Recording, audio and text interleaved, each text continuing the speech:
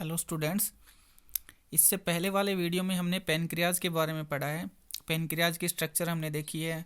उससे पेनक्रियाज से जो एंजाइम निकलते हैं उन्हें पेनक्रिएटिक एंजाइम्स बोलते हैं और वो डाइजेशन के अंदर किस प्रकार से हेल्प करते हैं उसके बारे में हम पढ़ चुके हैं। आज का हमारा टॉपिक है स्मॉल इंटेस्टाइन और आज हम देखेंगे छोटी आंत की संरचना और छोटी आंत जो रहती है वो डाइजेशन में कैसे हेल्प करती है, कौन कौन से एंजाइम डाइजेशन के अंदर काम आते हैं। तो सबसे पहले हम इसकी स्ट्रक्चर देखते हैं। तो यहाँ पे हमने एक डायग्राम बनाया हुआ है। डायग्राम में सबसे ऊपर जो ट्यूबुलर पार्ट होता है वो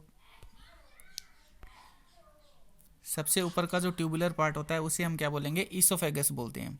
ईसोफेगस के ठीक आगे का जो पार्ट होता है वो क्या कहलाता है, स्टोमक या आमाशय कहलाता है। स्टोमक से छोटी आंत जुड़ी हुई रहती है। स्टोमक से छोटी आंत का पहला भाग जुड़ा हुआ रहता है और ये पहला भाग क्या कहलाता है, ड्यूडेनम कहलाता है। ड्यूडेनम के ठीक आगे का पार्ट जेजेनम होता है और जेजेनम के ठीक आगे वाला भाग इलियम होता है। ये जो इलियम होता है ये इलियम बड़ी आंत से जुड़ा हुआ रहता है, ठीक है, लार्ज इंटेस्टाइन से जुड़ा हुआ रहता है। तो छोटी आंत जो होती है वो तीन पार्ट्स के अंदर डिवाइड रहती है। पहला भाग इसका ड्यूडेनम होता है, दूसरा जेजेनम होता है और तीसरा इलियम होता है।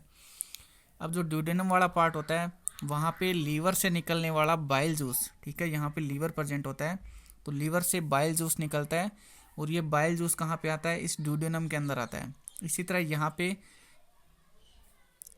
पेनक्रियाज प्रेजेंट होता है और पेनक्रियाज से क्या निकलेगा, पेनक्रिएटिक जूस निकलता है। ये पेनक्रिएटिक जूस भी कहाँ आता है, इसे ड्यूडेनम के अंदर आता है।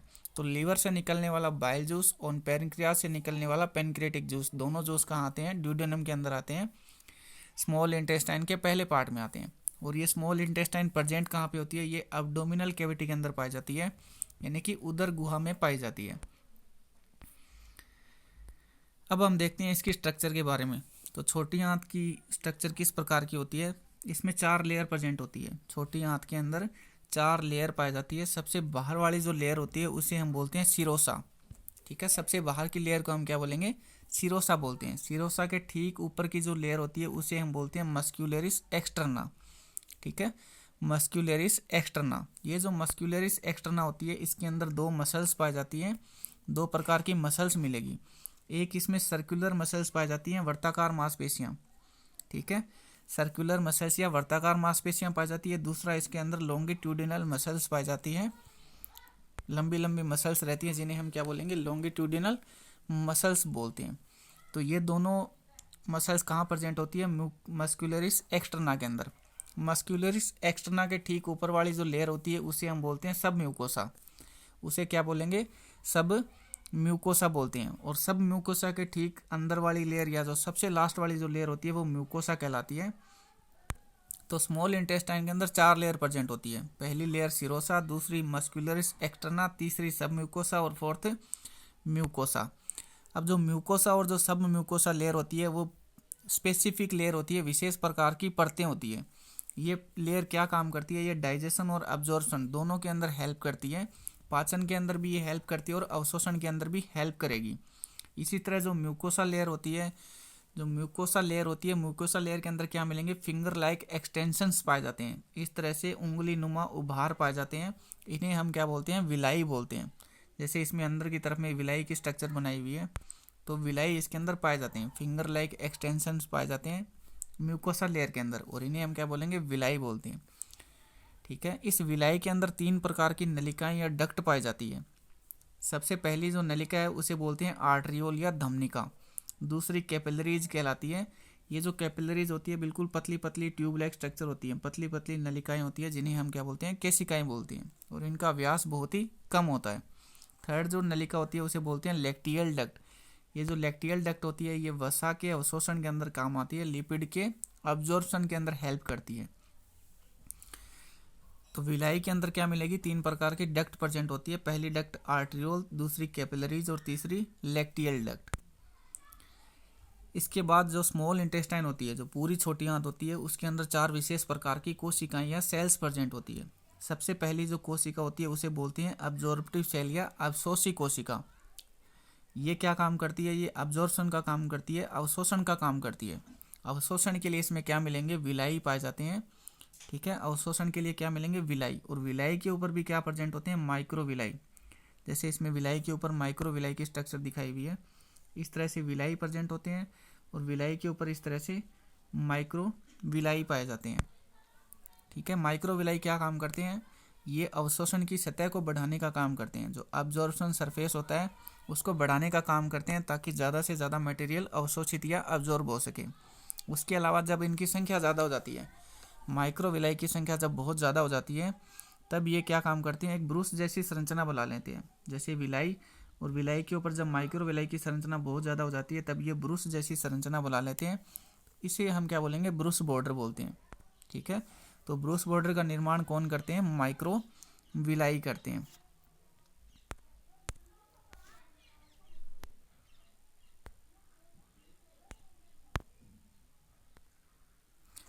जो दूसरी कोशिका होती है उसे गोबलेट सेल बोलते हैं या गोबलेट कोशिका बोलते हैं। ये म्यूसिलेज का सिक्रेशन करती है, म्यूकस का स्त्राव करती है। थर्ड जो सेल होती है उसे एंडोक्राइन कोशिका बोलते हैं या एंडोक्राइन सेल बोलते हैं, ये हार्मोन का सिक्रेशन करती है। और फोर्थ जो सेल होती है उसे पीनेथ कोशिका बोलते हैं या पीनेथ सेल बोलते हैं, ये लाइसोजाइम का सिक्रेशन करती है।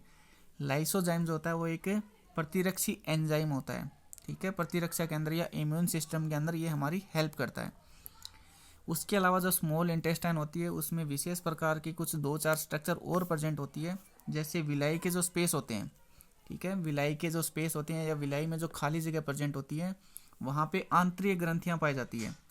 ठीक है, इंटेस्टाइनल ग्लैंड्स पाई जाती है, जिन्हें हम क्या बोलते हैं, क्रिप्स ऑफ लीबरकून बोलते हैं। विलाई के स्पेस के अंदर इंटेस्टाइनल ग्लैंड्स या आंतरिक ग्रंथियाँ पाई जाती है, और इन ग्रंथियों को या इन ग्लैंड्स को हम क्या बोलते हैं, क्रिप्स ऑफ लीबरकून बोलते हैं। दूसरा, जो स्मॉल इंटेस्टाइन का जो लेमिना प्रोपिया भाग होता है, ठीक है, स्मॉल इंटेस्टाइन का जो लेमिना प्रोपिया भाग होता है वहाँ पे माल्ट प्रेजेंट होता है। माल्ट का पूरा नाम क्या है, म्यूकोसा एसोसिएटेड लिम्फोइड टिश्यू। ठीक है, म्यूकोसा एसोसिएटेड लिम्फोइड टिश्यू, ये टिश्यू क्या काम करता है, ये प्रतिरक्षा का काम करता है, इम्यून सिस्टम के अंदर हेल्प करता है। उसके अलावा ब्रूनर ग्रंथियाँ पाई जाती है, ब्रूनर ग्लैंड पाई जाती है, ये स्मॉल इंटेस्टाइन के सब म्यूकोसा वाले भाग में प्रेजेंट होती है। ब्रूनर ग्लैंड कहाँ मिलेगी, स्मॉल इंटेस्टाइन के सब म्यूकोसा वाले भाग में ये प्रेजेंट होती है। ये म्यूसिन और प्रोटियोलाइटिक एंजाइम का सिक्रेशन करती है। ठीक है, ब्रूनर ग्लैंड किसका सिक्रेशन करेगी, म्यूसिन तथा प्रोटियोलाइटिक एंजाइम का सिक्रेशन करती है। उसके अलावा पियर पैचेज पाए जाते हैं, ये लिम्फ नोड के रूप में पाए जाते हैं। ठीक है, लिम्फ नोड के रूप में या लसिका पर्व जिन्हें बोलते हैं, लिम्फ नोड के रूप में ये प्रेजेंट होते हैं, और ये भी इम्यूनिटी के अंदर हेल्प करते हैं, इम्यून सिस्टम के अंदर काम आते हैं। अब हम देखेंगे digestion in small intestine. Small intestine के अंदर पाचन कैसे होता है, तो इसमें लगभग जितने भी एंजाइम पाए जाते हैं वो एंजाइम हम पढ़ चुके हैं।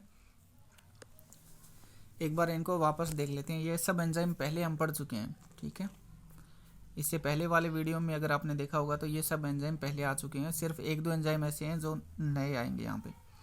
तो सबसे पहला जो है वो म्यूसिन है। म्यूसिन जो होता है वो सब म्यूकोसा वाले भाग से सीक्रेट होता है, और ये फूड को मॉइस्चर या नम बनाने का काम करता है और लसलसा बना देता है, लुगदी जैसा बनाने का काम करता है। इसी तरह एंटेरोकाइनेज एंजाइम या इसे ब्रूस बॉर्डर एंजाइम भी बोलते हैं, एंटेरोकाइनेज या ब्रूस बॉर्डर एंजाइम, ये एंजाइम क्या करता है, ये ट्रिप्सिनोजन को ट्रिप्सिन के अंदर कन्वर्ट करने का काम करता है।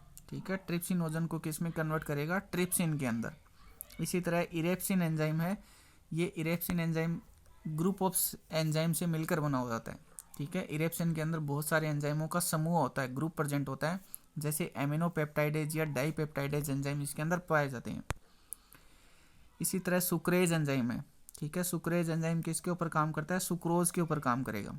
सुक्रेज एंजाइम सुक्रोज के ऊपर काम करता है, और ये सुक्रोज को ग्लूकोज और फ्रैक्टोज के अंदर तोड़ने का काम करता है।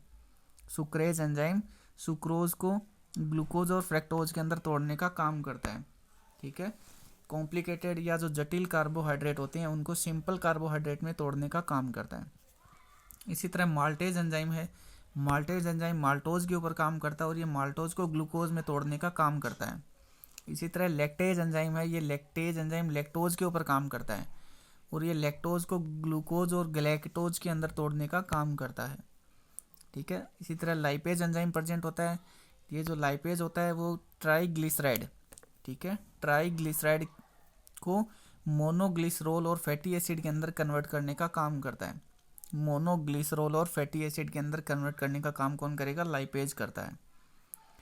इसी तरह पॉलीन्यूक्लियोटाइडेज एंजाइम होता है, ये डीएनए या आरएनए के ऊपर काम करता है। अगर डीएनए के ऊपर काम कर रहा है तो इसका नाम क्या हो जाएगा, डीएनएज। अगर ये आरएनए के ऊपर काम कर रहा है तो इसका नाम क्या हो जाएगा, आरएनएज। ये डीएनए या आरएनए को न्यूक्लियोटाइड्स के अंदर कन्वर्ट करने का काम करते हैं। इसी तरह न्यूक्लियोटाइडेज एंजाइम है, ये न्यूक्लियोटाइड के ऊपर काम करता है। ये न्यूक्लियोटाइड को न्यूक्लियोसाइड और फॉस्फेट के अंदर कन्वर्ट कर देगा।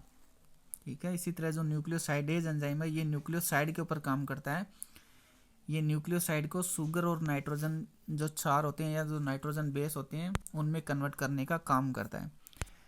ठीक है, तो ये तो था स्मॉल इंटेस्टाइन की स्ट्रक्चर और स्मॉल इंटेस्टाइन से जो एंजाइम का सिक्रेशन होता है वो डाइजेशन के अंदर क्या हेल्प करते हैं। तो आज का टॉपिक हमारा यहीं तक है। नेक्स्ट वीडियो में हम अवशोषण के बारे में पढ़ेंगे कि स्मॉल इंटेस्टाइन के अंदर अवशोषण या अब्जॉर्प्शन का काम कैसे होता है। Thank you. वीडियो अगर अच्छा लगे तो लाइक शेयर और सब्सक्राइब ज़रूर करें।